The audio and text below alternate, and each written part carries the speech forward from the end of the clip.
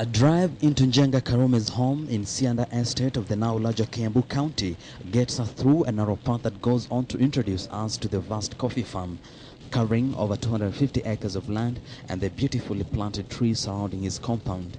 In the house, we meet the octogenarian father of 10 and his wife Grace, a pastor at the Kiambu Anglican Church, hand in hand with their son Karume Jr., who is about 2.5 years old. Njenga Karume was born in Nakuru at the Delamere farm, where his dad was a casual laborer taking home a wage of about 3,000 shillings a month. Lakini hiyo pesa ilikuwa mingi sana, maana hakuna kitu la kwenda kununua udini. Watu wanakula mahindi tu. But anyway, nilipozaliwa huko nikaanza kuchunga mbuzi za my grandfather. He reveals to me he had a passion for formal education, but the generation then disagreed. Mzee akikubali mtoto wake akasome, wale wazee wa rika yake walikuwa wanamuuliza, ni mbuzi umekosa kuchungwa na mtoto wa maskini na unapeleka mtoto akafanya nini kwa shule? However, he was later to be allowed to go to school in Kikuyu's Kahuho Primary School for the early childhood education. Then later on, Kiamba's Riara School, where he sat his CPE exams. Nikafanya ile mtihani wa CPE, nikapita vizuri sana. Nikalienda Mangu. Huko ndio nikaenda Mangu High School. Lakini baba yangu sasa akaniambia kuna watoto wengine waweza kusoma peke yako. Tosha hiyo.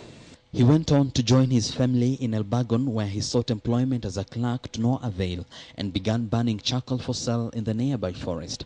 He was 22 years old then and was later to become the first African to set up a bar in rural Kenya. Ndio baya kwanza ya Mwafrika kuwa na bar, watu wanakunywa wanakalia kiti, wanakunywa na glasi, na wanakalia kwa kiti na meza, wanawekelea glasi kwa meza, wakunywe pombe, maana Waafrika wakuwa wamekubaliwa kufanya mambo kama hiyo. Hiyo ilikuwa ya kizungu. Na kwa weekend nilikuwa nauza sana kwa sababu watu walikuwa wanatoka Limuru. Kwa sababu Limuru kulikuwa na vijana walikuwa na pesa mingi, kwa sababu walikuwa wanafanya kazi Bata Shoe Company. Na walikuwa wanalipwa fortnightly. Walikuwa wanalipwa kila wiki mbili. His wealth now includes thousands of acres of land under tea farming, cattle rearing, properties, and a network of hotels like the Jacaranda Hotels in Naivasha, Westlands Nairobi, and Ukunda in Coast.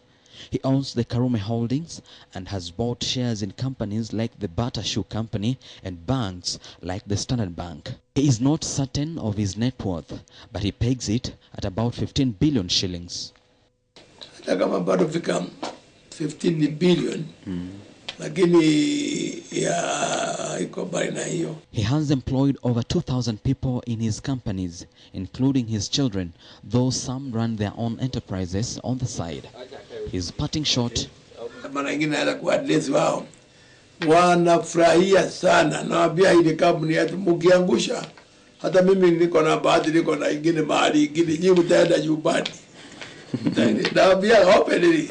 Nawaambia bibi, mkiangusha hii, mimi nitabakia nikisomesha mtoto wangu, kwa sababu nina Mungu amenisaidia na mahali ingine. Niko na shamba mahali ingine wewe huna. Kwa hivyo tuchunge hii. Many know Njenga Karume as a businessman. Many more refer to him or know him as a politician. But for him, he is a gentle family man. And with a business empire valued at close to 15 billion shillings, his goal, he says, is to instill discipline in his family of about 10 and ensure the family name and business is carried on.